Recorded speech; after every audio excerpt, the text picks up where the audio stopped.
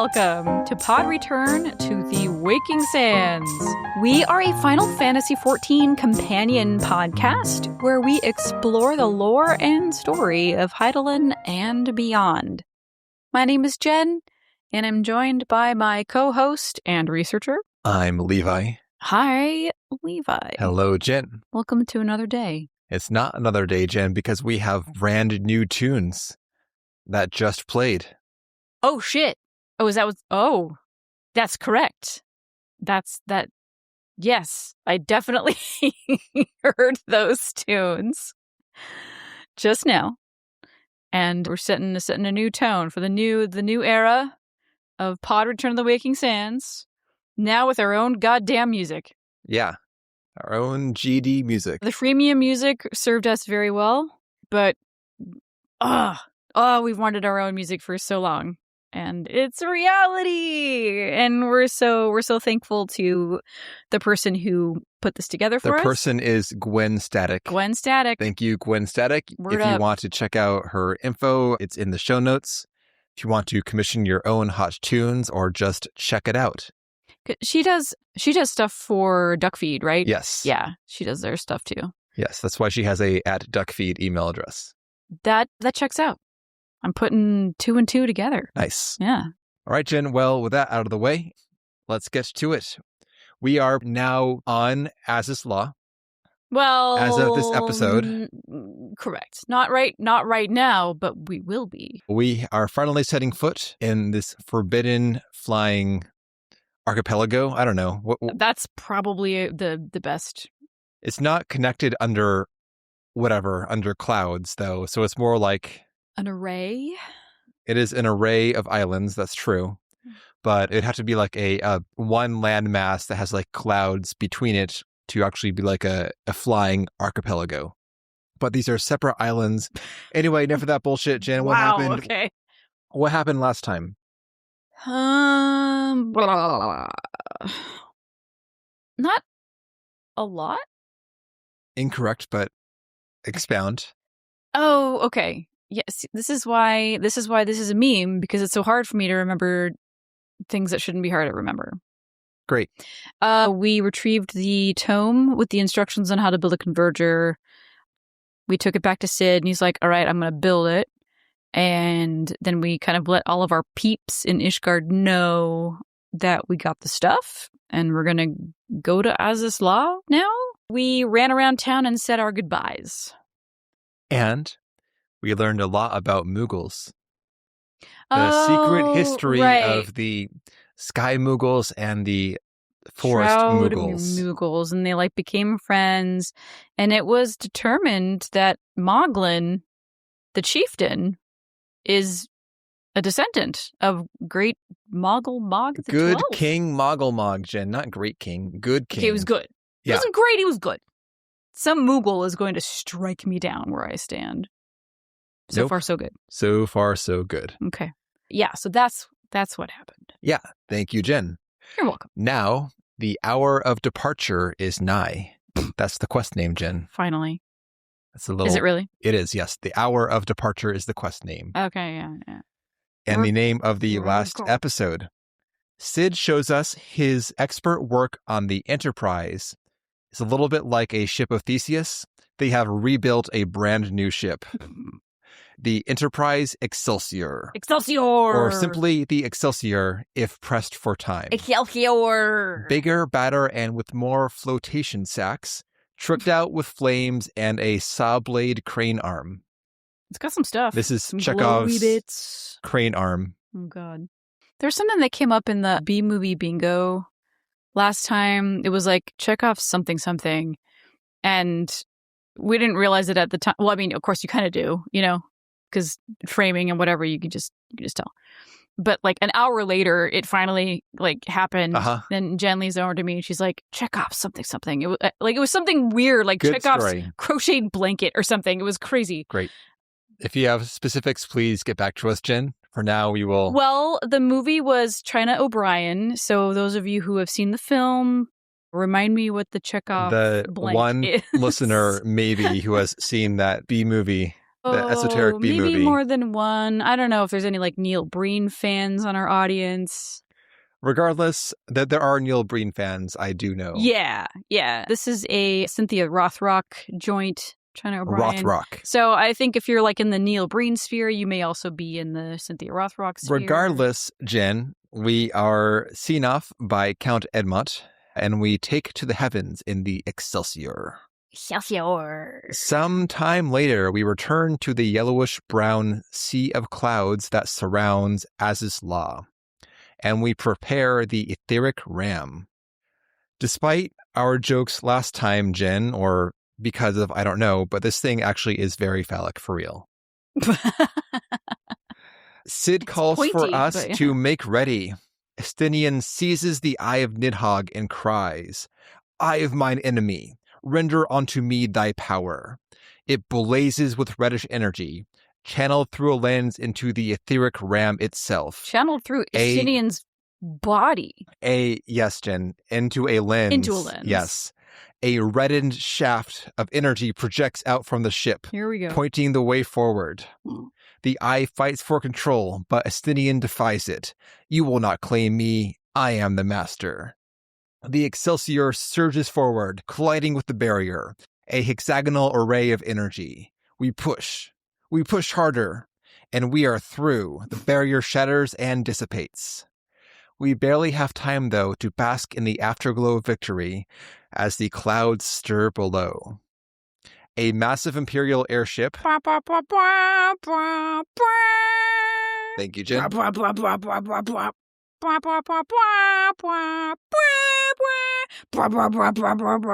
Killing it. This is the Gratian, I think. Gratian. Probably not that. How do you spell it? Gration. Oh, yeah. Gratian. Gratian. Congratulations. Yeah. It rises up from below, pummeling us with anti-aircraft fire. They were lying in wait for us to open the door for them. There's been a lot of that going on recently. Well, yeah. So, like, when we were trying to get the key and we had to fight Bismarck to get the key, and then the Archbishop showed up right afterwards, and they're like, "Hey, thanks for getting the key for us." We're like, "Gosh darn it." Would you like to say anything else that's implied out loud? Probably. Great. Okay. Yeah, let's continue and we'll see. Well, they're betting the winning team, of course, but they're hoping that we're not so winning that we beat them. We're gonna. We're the good guys. Spoilers. Cid prepares to take evasive maneuvers and calls for us to hang on to something. It looks like the Excelsior has not solved the seatbelt problem. When we take off from the airship landing in Ishgard, I mean, there's some serious like pitching and rolling going on. And, you know, everybody's just like flat-footed on the deck. There's no railing. You can just roll out the side. Yep. But apparently we're just... It's real bad. I hate it. Better than that. Put chairs on the fucking ship. Just... Yeah, I don't know. Immersion breaking is what it is. It is, yes. We crash around and Wedge collapses to the deck, bereft of safety equipment. Of course, the guy with the lowest center of gravity is the first one to fall. Biggs, on the other hand, is just like, whatever. Wedge calls out, as he fears death, he calls out for Tataru. Tataru, no! One of the ship's balloons bursts into flames from the continued fire. Things look grim. She can't take much more of this. But then, Jen. No. We cut to same environment. We see Hraesvelgr flying up through the poisoned sky surrounding Azys Lla, and Isael is on his back. The time is come to use Hydaelyn's gift. Much blood has been spilled in my name. And for what? For a false cause that I created for want of the warmth of companionship. Saint Shiva, Hraesvelgr, pray forgive this fool. But even now, I cannot let go of my dream. My dream of a tomorrow in which no child need freeze alone in the snow. And the rest of us on the Excelsior suddenly see Hraesvelgr burst through the fog between us and then the Imperials. Is that Isael? Alfino cries. What does she mean to do? Nisael leaps from Hraesvelgur's back and flies towards the battleship. She doesn't fly, She falls. But she, with aim, soars, I don't know. Falls. Just way to be pedantic in a... Dives. Dives is the serious more moment. action-packed. Okay. But also, she is escorted by 2 wyverns. Would you like to... apparently, I wrote a whole page of thing for no reason, so continue. Maybe you should say she's falling under the weight of gravity, not flying. She leaps from Hraesvelgur's back and flies toward the battleship. I mean, she's gliding, but it is a flight in a way. And yes, she's flanked by 2 smaller worms. I take your meaning. I swear to God. She beseeches Shiva once more and transforms. And then she starts drawing the Imperial's fire. I'm returning her own. And this gives the Excelsior enough of a buffer to escape. But we're all watching as this is going on. She's hit a few times. And time is running out for her to run this interference.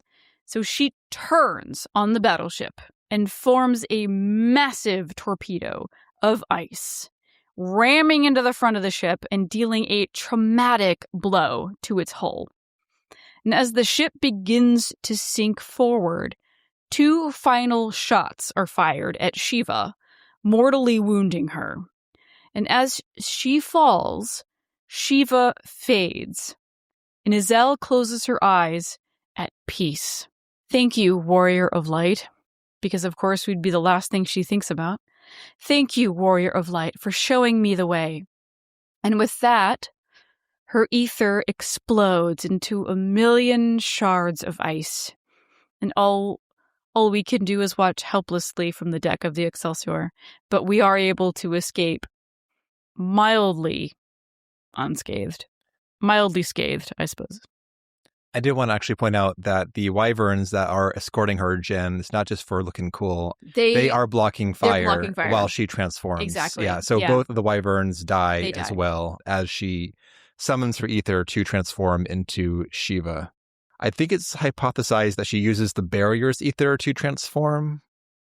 Residual ether from the eye, maybe? I don't know. Maybe she's got a pocket full of kryptonite. Goodness. Well, fine. Jen does not want to take this seriously, apparently, but I do and I don't, because I'm not ready to pick apart the mechanics that went into this moment. I don't need to. I'm okay. Actually, it is relevant, though. I'm not trying to be pedantic here, Jen. At the very end, Y'shtola, who has her ether sight, she's relying upon now. No, she's got one of Hydaelyn's crystals. We see it in her hand when she's riding on Hraesvelgur's back. She's got one of the... Oh, there we go. Yeah. I did not catch that, but problem solved. Yeah, we totally forgot about that, but she's got that big old there we go, Jen. Hydaelyn energy on her, yeah. And as we're checking our facts here, on land, as we land on Azys Lla itself, Y'shtola wonders how they found us here. What is this Hraesvelgur out of the machine?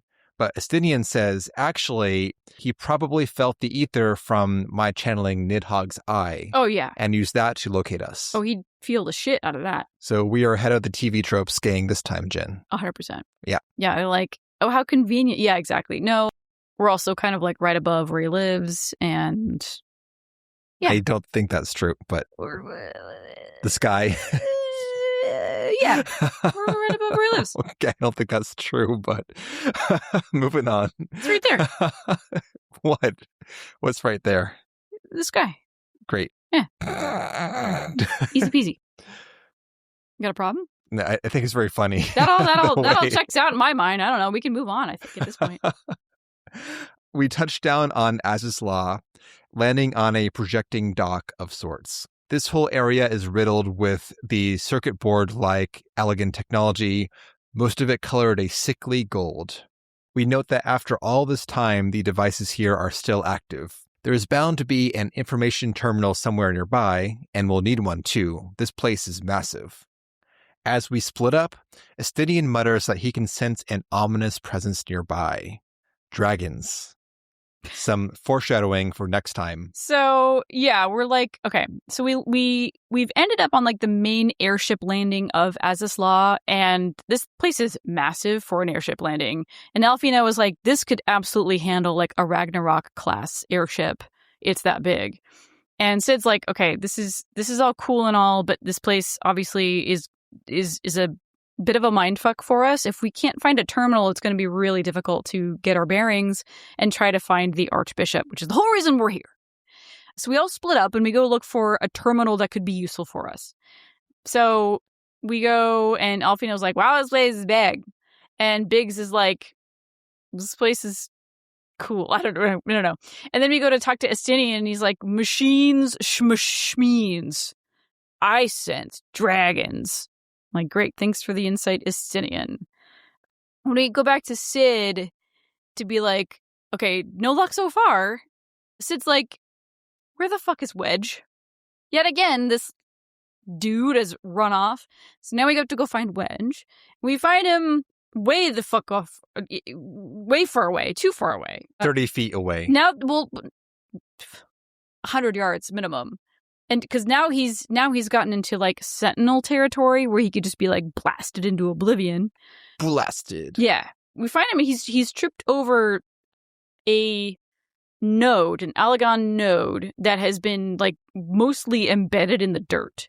This thing is bigger than he is. It's a feat to trip over it. Yeah, he must have been like walking backwards, looking around at stuff, and then just fell back. But he's like, look at this, look what I found. It still works, and he kicks it. Wow, Jen, you're skipping over the classic line from Sid.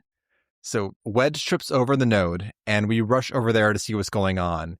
And Sid gets mad. Fool of a Lalafell. Fool of a Lalafell. What were you thinking coming here on your own?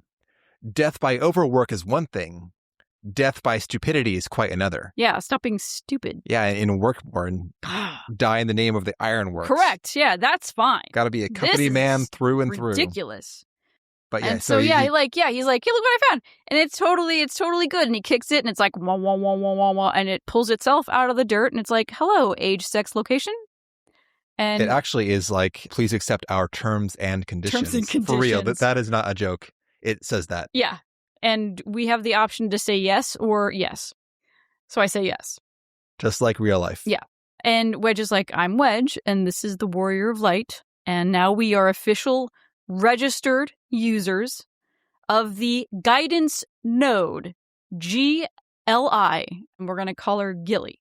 Wedge immediately adopts it as a lady pet. Oh, of course. Just like Maggie, you know, sensing a pattern.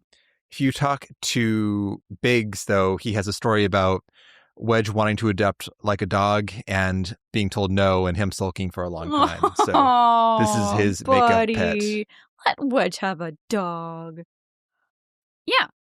So now we've got the guidance node. This is something. Sid asks Gilly the node, for a status report on the facility.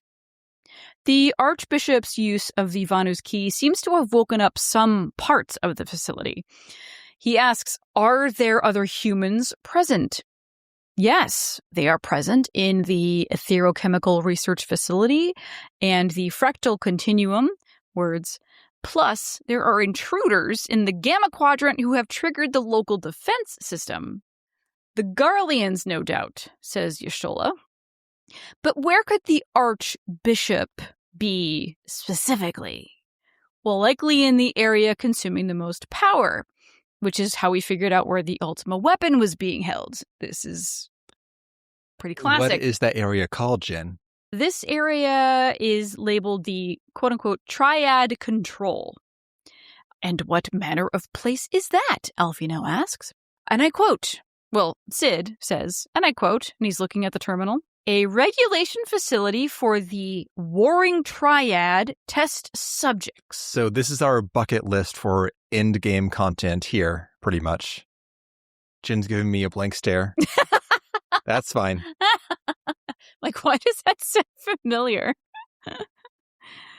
Yeah. What is the word triad? We'll find out, Jen. We're not there yet. God damn it. Stay tuned for more. It's so annoying. Well, so yeah, a regulation facility for the warring triad test subjects Sounds terrifying. So yeah, that's probably where the Archbishop and his cronies are hanging out. So let's go. Blip.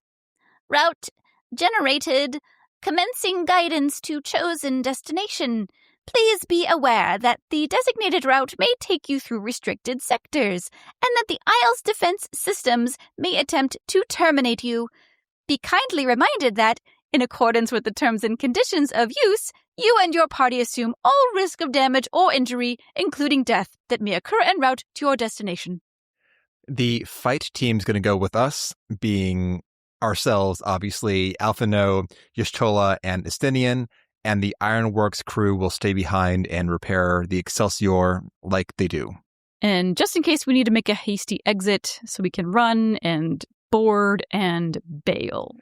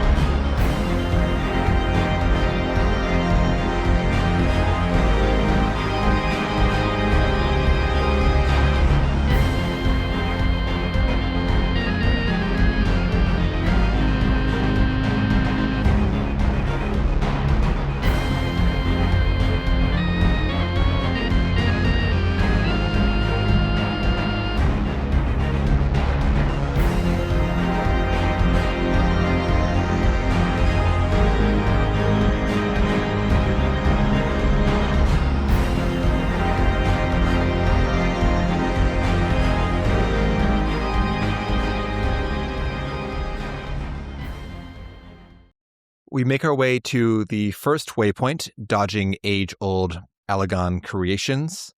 There are a handful of side quests that we unlock as we progress. It's nothing super interesting, mainly ancient nodes trying to enact their routines from millennia ago. To be precise, a sterilization node states that it is 4,962 years, 3 months, and 12 days overdue for replacement. Uh-oh. So it's been that long, plus the average lifespan of a sterilization node. The quests here are all about killing various creations. One wants to test their civilian suppression abilities. One wants us to hunt the creations for sport in some sort of time trial, even though the timer function on the node is broken. One has us just like cleaning up loose creations in general. Nothing super interesting, but it does go to showcase the immorality of the Allagans. Yes. Let's make these things, then hunt them for sport. Right. It's a total disrespect for the sanctity of life. We have like chimeras wandering around everywhere, these like results of these experiments that they were running. And I mean, the landscape here is also really weird. It's a hybrid of like natural landscape that was once like earthbound, then has been pulled out and then overlaid in a lot of areas with like Allagan tech and runways and busways and things like that. And then we also have like clockwork mechanisms running around doing various things like upkeep or keeping watch or, you know, whatever it is that they're doing, looking for intruders, etc. So it's a weird mix of organic and non-organic. Yeah, the area's like an outdoor dungeon, and it feels fun to progress through it. It's like you're really covering some ground as you navigate. It's not like you go back and forth for quests from a hub. It is a kind of trek through the entire zone on foot in a very, I mean, it's linear technically, but it's more like a progressive fashion. You're not going in a straight line, but you are exploring around, trying to figure out how to get to the next waypoint. Yeah, it's not, yeah, these pathways are not very straightforward, but it is easier to navigate than it was when we were attempting to go from Annex Trine to Mogholm, for example. That whole thing was a fuck. Remember, we had to like go like up the side of the mountain and then like fall down at a certain point. That wasn't to Mogholm. That was to that wasn't to Mogholm. Over but that was waterfall area. Yeah, that was around Annex Trine. Yep. Just trying to navigate that whole area without flight. That was a fuck indeed. So Azys Lla is also pretty much it's kind of spaghetti-y, but it's more readable, I think, than that area. It does kind of bum me out though that you're incentivized not to really engage in the landscape and obstacles so much as like mount up and just skip Go. past all the guys. Yeah. And I think this kind of showcases how poor Final Fantasy XIV's field combat system is. If you had to fight the guys, it would suck because you would press like 3 buttons per guy, then move on, no problem. Mostly like a sightseeing tour. It's not like you're really being faced with adversity as you navigate. Yeah. I mean, there's definitely like things around, but you can ignore them. This would be better, I think, as like an outdoor instanced battle, which they've done having to elsewhere. kind of like just kind of clear a path for yourself. Yeah, that would be a lot like more these ancient Allagan exciting. Yeah, mechanisms and and they're not quite there yet, but it could be. Well, they do have, I guess, kind of quiet moments as well. The sequence where you have to chase the cultists through the snow in the Western Highlands, for instance, that's a lot of kind of exploring around until you find that manor.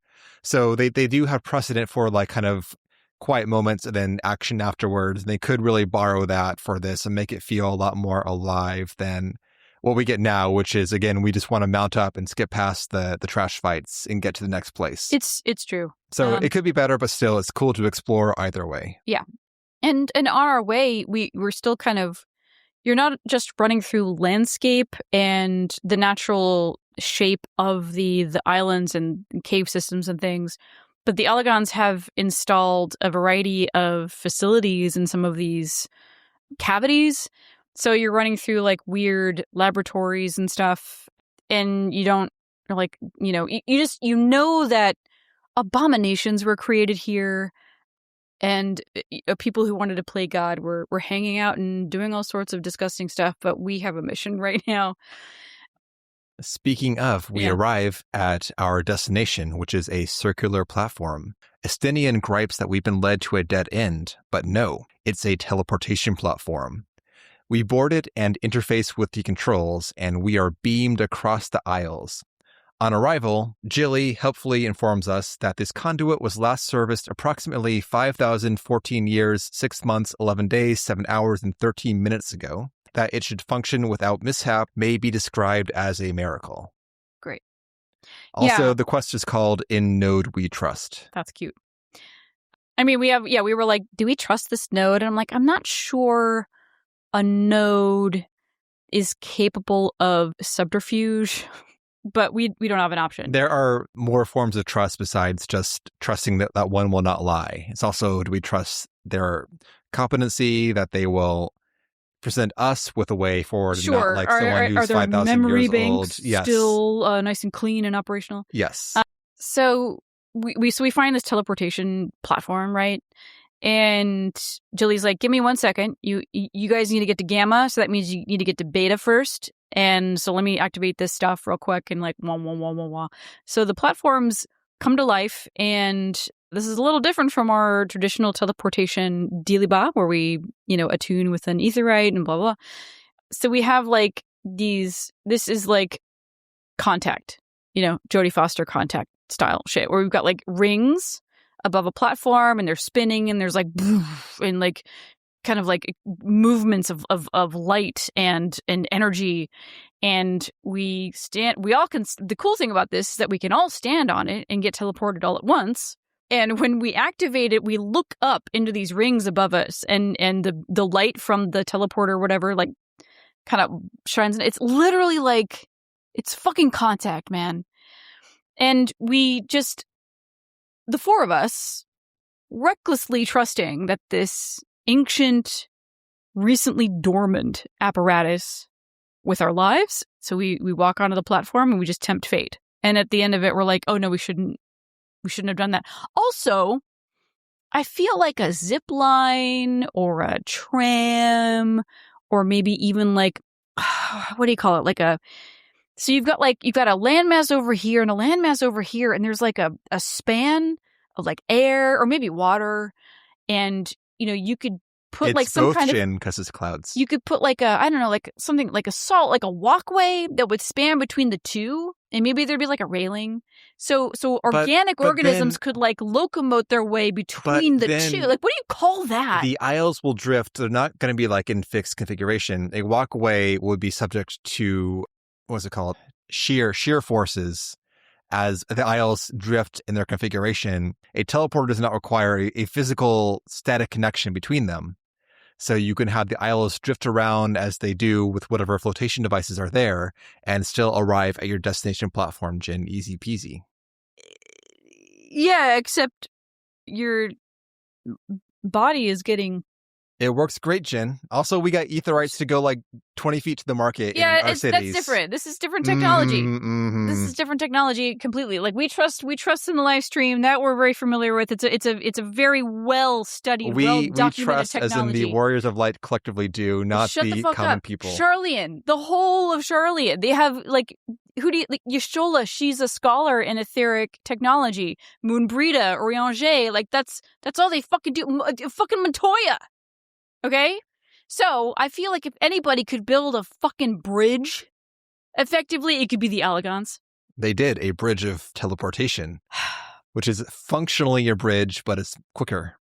That's fine. I'm just saying, as maybe a backup option. Oh my goodness.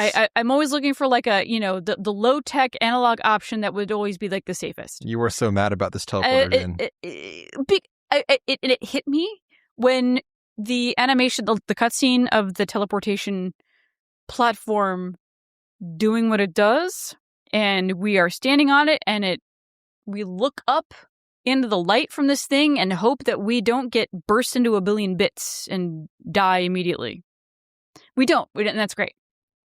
So, cool. So we're great. Cool. Problem this is solved. like fucking Jilly doing this shit, and it's Jilly, whatever. Is straight up like, Han Solo going into the asteroid field, and C-3PO is like, the odds of surviving an asteroid field are blah, blah, blah, blah. And it's like, don't ever tell me the odds. And like, Jilly at this point, I'm like, you could have just not shared that. But robot's gonna robot.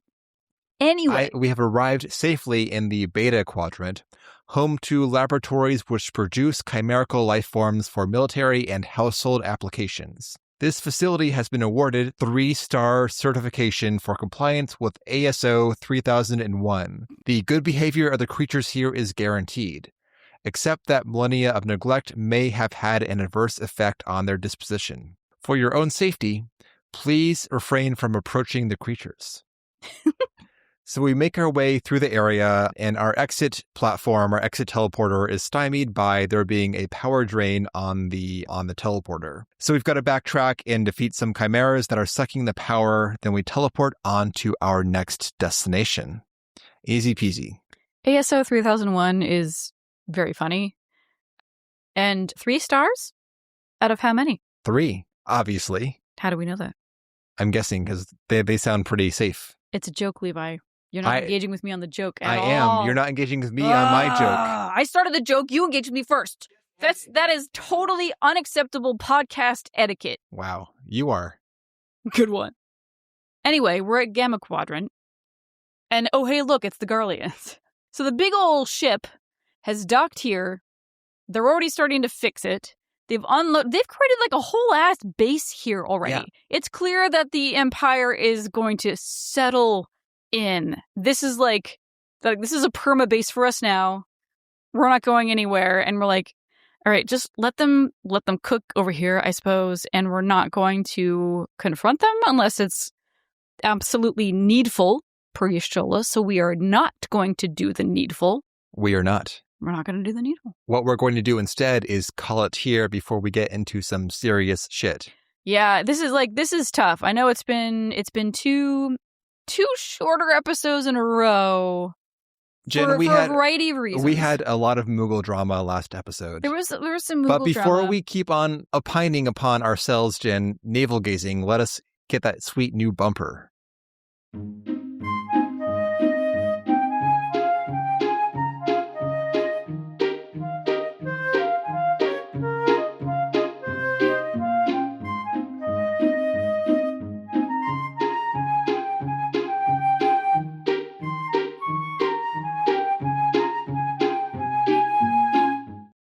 How is that, Jin?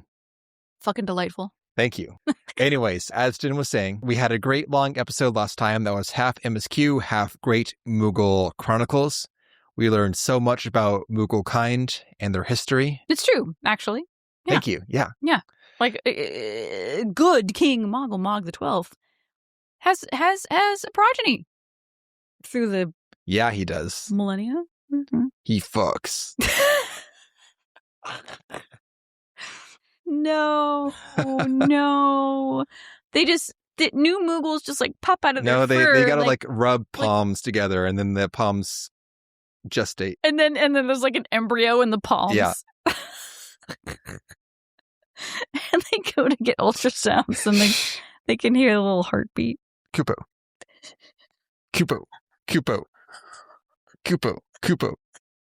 Oh my god. It is now canon.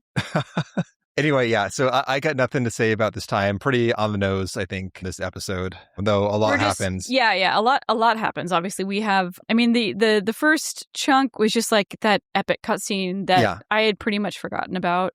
I didn't realize that happened then. So Azys makes her sacrifice, and we can continue on our mission because of it. I recalled that moment, but I had my memories out of order, as there's like a whole nother thing we do in the Sea of Clouds, which must have been or must be in the patch storyline, because I had switched around the order of things to doing that before we do this, but that's not the case. I'm thinking of but that's being Moogled, obviously. Yeah, there's more patch shit. Yeah, out of order, I think is fair. Yeah. But anyway, I did not realize we got Hraesvelgr out of the machine, but obviously there's a reason for him being there because of the energies channeled by the eye of Nidhogg. Yeah, he senses. I mean, they were suck it. Actually, yours. Yeah, exactly. Which is frequently us. To be fair. I mean that's. But not this time. If you're going to go beat by beat through the entire game, Jen, you're going to have some moments of dissonance. It's guaranteed. Of course. Like people not stumbling at all on a moving airship with no safety railings or straps or whatever. And the Schrodinger's aetheryte that are both everywhere and nowhere at the same time. But that aside, though. So anyways, that's it for today. Next time, we are going to be getting through some serious story beats in Azys Lla. There's a lot coming up. Looking forward to that good stuff. Yeah, we took a while to get here. Of course. Better be good. But also next week, though, we have one more skip week coming up. This is kind of the closeout to our earlier disruption this month. So apologies for the next skip, but we appreciate you all. Yes, we should be back to our normal weekly schedule in 2 weeks and onward until the next actual holiday. Exactly. So anyways, like Jen said, thank you for your understanding. Be back in 2 weeks. We are going to be dropping a sightseeing log as well. We want to make sure we keep that monthly too. So for all those subscribed to the old sightseeing log, there will be one of those coming out, and we're on the Opera House right now. I hope Jen does it justice. I hope so too. No pressure. Thank you, Jen, for being great. Thank you, everyone. And thank you, Gwen Static, once more for the cool tunes. Yeah. Let's get one more of those.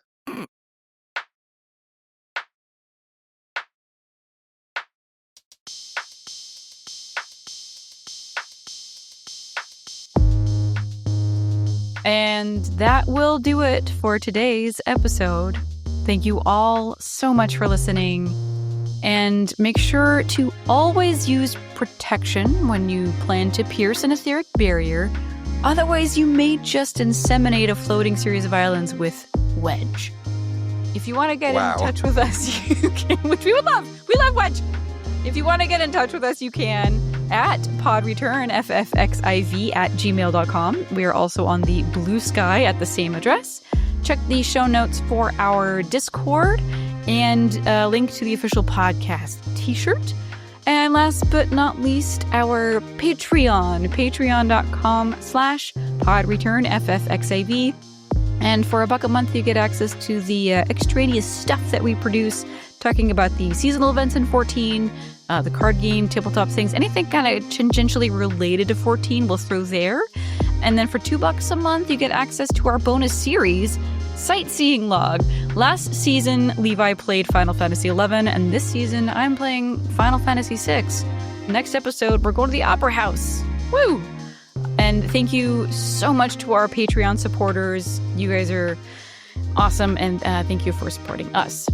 And with that, we hope you enjoyed the episode. Have a good day, or night, and we will see you next time.